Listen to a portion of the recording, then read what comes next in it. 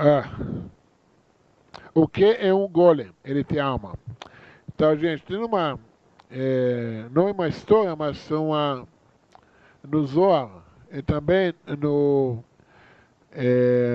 Maharal de Praga, um grande sábio que é Rabino de Praga, uns 500 anos atrás, tem uma história que, como o Criador criou o homem da terra, do pó da terra, e ele deu para nós esses poderes de ser co-criadores, e como fala no livro, tem os sábios, tem os cabalistas, pessoas altamente elevadas, tipo, os anjos não chegam perto deles, do nível deles, e eles têm esse conhecimento, esse poder de criar um ser vivo, ok?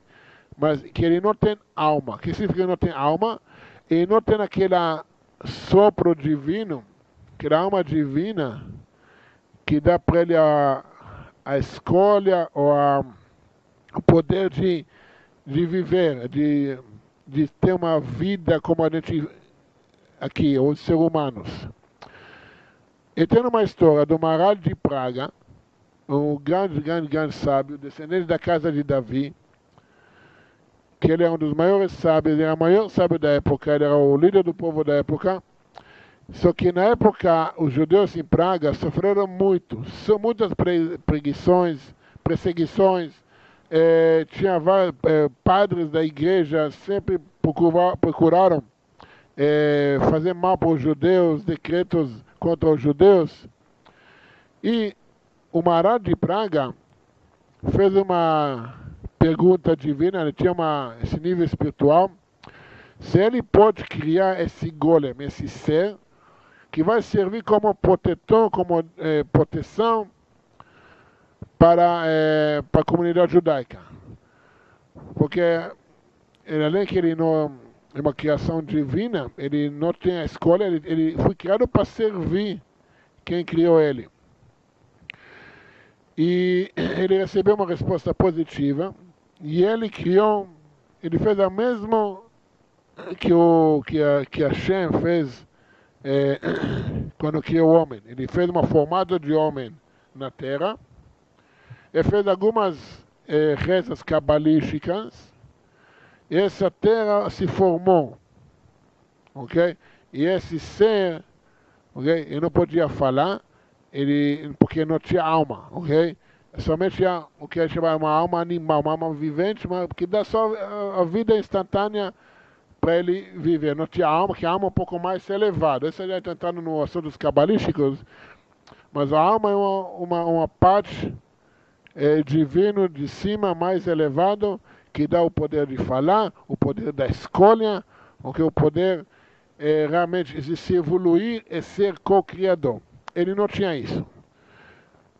A história conta que um padre, durante anos, fazia mal para a comunidade judaica. Até que um dia, antes da festa de Pesach, o próprio padre matou uma criança cristã, assassinou ela, e jogou no quintal do rabino, do Maharal de Praga. E saiu correndo para as autoridades, falando que os judeus mataram uma criança para usar o sangue dela para fazer matzot, o pão ázimo, para Pesach, que é uma mentira, que é abominação isso. Que gosta de comer ser humanos são os idólatras, que sacrificam os filhos deles para os idólatras, para as idolatrias. Agora, então, o que acontece? O rabino viu isso que está acontecendo e já pediu o golem pegar essa criança e levar rapidamente para a casa do rabino, do padre.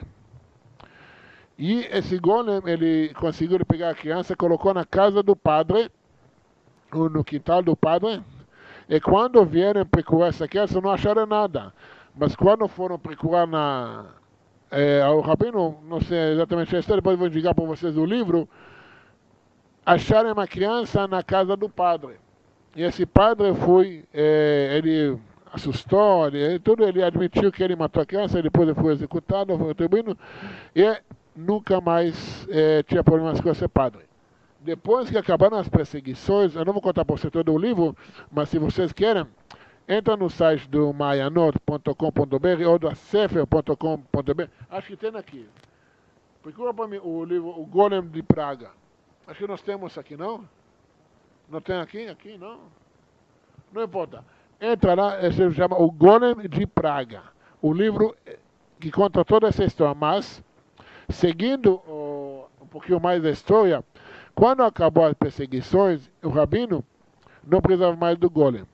Então ele tinha um quartinho na sinagoga de Praga, que é uma sinagoga, uma das mais bonitas da Europa, uma das únicas que sobreviveu à Segunda Guerra Mundial.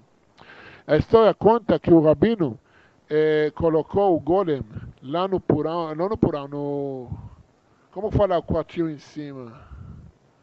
No sótão, ok? E trancou e ordenou que ninguém pode entrar para esse quarto.